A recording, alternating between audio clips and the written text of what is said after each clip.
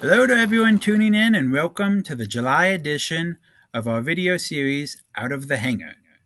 My name is Robert Marcell and today we're going to be looking at U.S. military aviation preparedness, or the lack thereof, at the outset of World War I. The lead up to World War I is too convoluted a subject for a video of this length, but the spark that really set off the powder keg that was early 20th century Europe was the assassination of Archduke Franz Ferdinand in June 1914. The Archduke was the heir to the throne of Austria-Hungary, and his assassination ultimately resulted in Austria-Hungary and its allies declaring war on Serbia and its allies, with nearly all of Europe soon embroiled in the war. And this war really was a significant one, Joe, for so many reasons. Estimates vary, but around 10 million soldiers and around 10 million civilians are believed to have lost their lives in the conflict. It was the first war to see tanks used in combat, and the photo here you see on screen shows then Lieutenant Colonel George S. Patton in France, standing in front of a Renault FT tank in July 1918. It was the first time flamethrowers and poison gas saw widespread use as well, and it was the first time that submarines played a major role in naval fighting. Of course, it was also the first major conflict to heavily involve airplanes. Pictured here are a number of DH-4s, most of them still awaiting their wings, outside of the Dayton Wright Airplane Company here in Dayton, Ohio in 1918. But while World War I did heavily involve airplanes, at the war's start, the United States was not ready to fight in any conflict that quote-unquote heavily involved airplanes. In fiscal year 1915, America appropriated only $250,000 to military aviation. That wasn't a lot of money even back then. Our air forces were comprised of just 208 people and 23 airplanes, with none of those airplanes being combat ready or even combat capable. Many of them were quite frankly barely fit to fly. In fiscal year 1916, Congress, feeling generous I suppose, raised the military aviation budget to $300,000. By comparison, between 1908 and 1914, the nations of Europe spent over $81.7 million building up their air forces. And while the U.S. was ostensibly neutral at the beginning of the war, we very quickly realized that we were quite far behind in the great power competition of that era. In fiscal year 1917, we went from $300,000 for military aviation to $13.8 million, plus emergency appropriations of additional hundreds of millions of dollars after we actually entered the war in April 1917. The realization that we did have some catching up to do kicked off a series of events that ultimately resulted in the creation of what is today Wright-Patterson Air Force Base, and helped to establish the ongoing missions inherited by our present-day Air Force Materiel Command and the Air Force Life Cycle Management Center.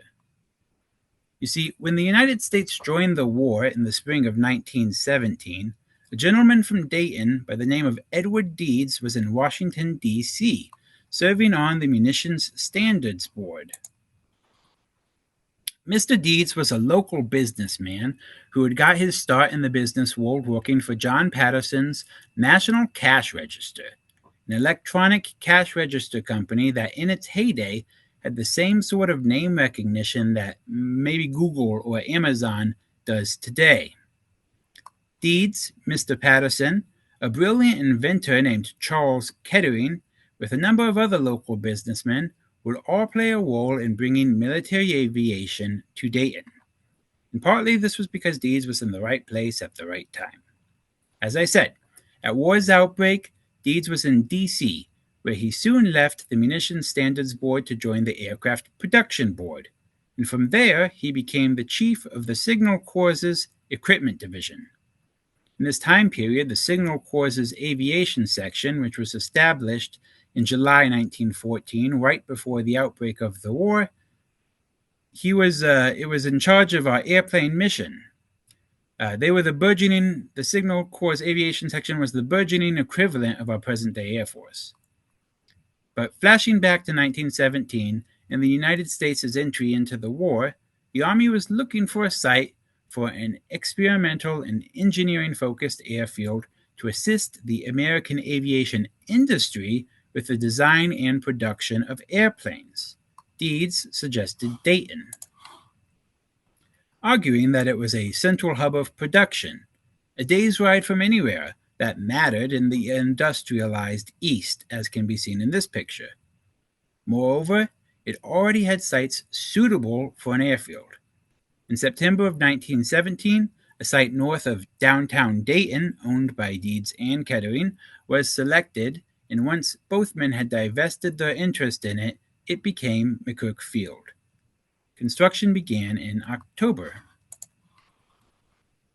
Even before the first spade was turned on McCook Field, whose missions managing aircraft and technology development, testing, acquisition, and production would eventually move to Wright-Patterson Air Force Base's Area A, Wilbur Wright Field, pictured under construction here, which is part of present-day Area A, was already being built up.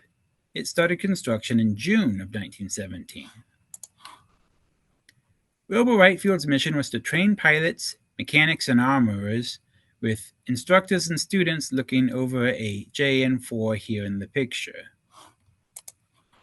Wilbur Wright Field was also adjacent to the Fairfield Air Depot, pictured here in the 1930s, which supplied it and other training bases with equipment.